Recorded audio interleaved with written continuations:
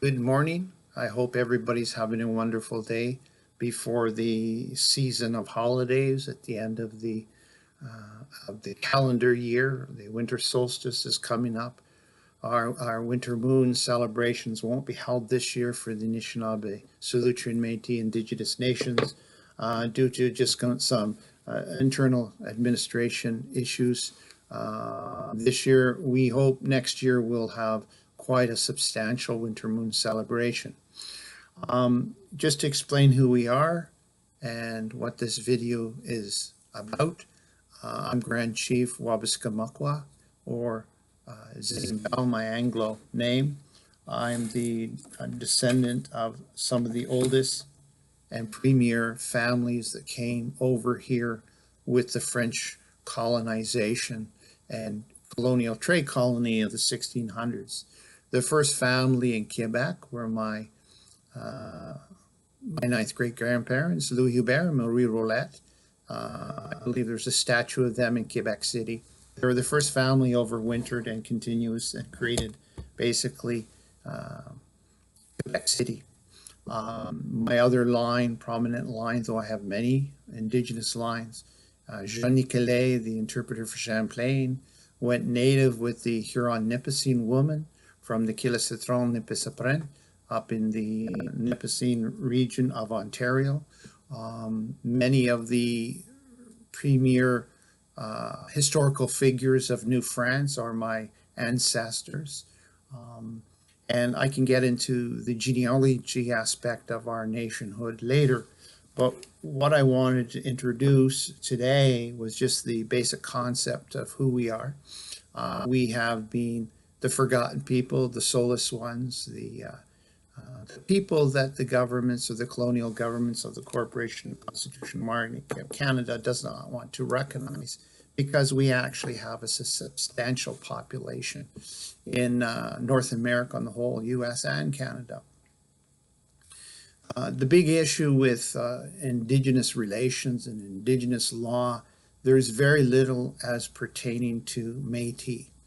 There are the Métis in Manitoba and West that signed under script after Louis Riel, my grandfather's cousin, was hung for treason, though he was a U.S. citizen at the time, under the Manitoba Act of 1886, I believe it was. So they're essentially surrendered. There is international law relates to surrender. To be an unceded, unsurrendered nation, you have to always be there. Have your own government, your own institutions, and never sign script treaty or other contractual relationships, which our nation has not, the Anishinabek Solutrean Métis. We changed our name a few years ago because some First Nations were very interested in getting access to funding that would possibly come down from the government after the Poly case. The problem is that there was no funding coming down, and they were First Nations and some colonials who stole our name and registered it with Corporations Canada.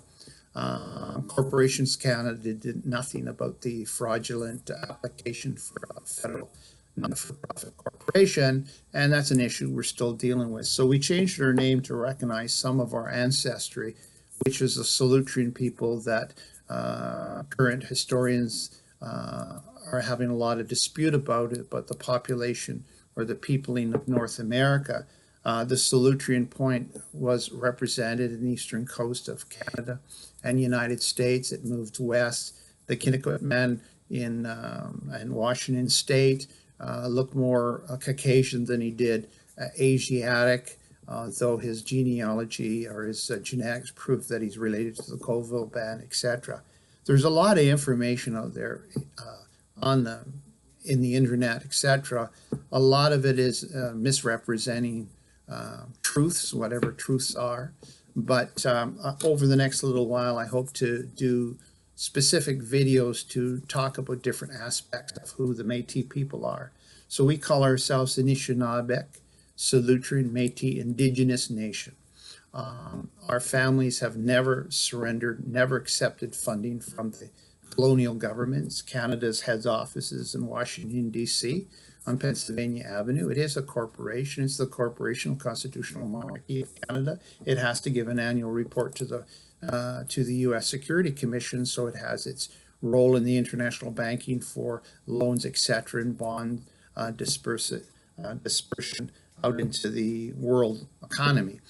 A lot of stuff I'm briefly covering here, but the basics of our nation is it's a matriarchal clan-based society. We have our clans, we have our families, and we have our communities, and we're a nation. The issue that we have in dealing with Indian affairs and the government of Canada is we have a lot of relatives. Now, our people hide in plain sight. There's a lot of issues about we're the soulless ones, the forgotten people. But in fact, we are. We do not want to identify, or have not up to this date, identified as being Indigenous people, because it was bad enough to be literally in Canada, the French Canadian ancestry, to get jobs, or even being raised in a Catholic society with some of our members. To get jobs, you had to basically pretend that you were Native.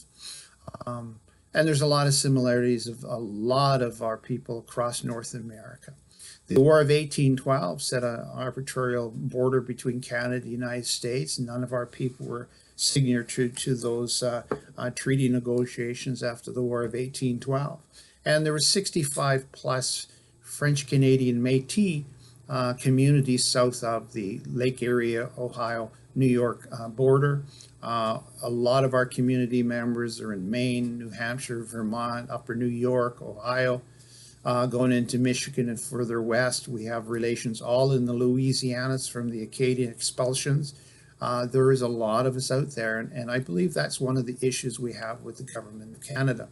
Since I left Indian Affairs in 2004 as acting senior scientific advisor, I'm an environmental biologist, the government of Canada refused to meet with us. We've had, I think, a minimum of 3 meetings with subordinate people of position in the government.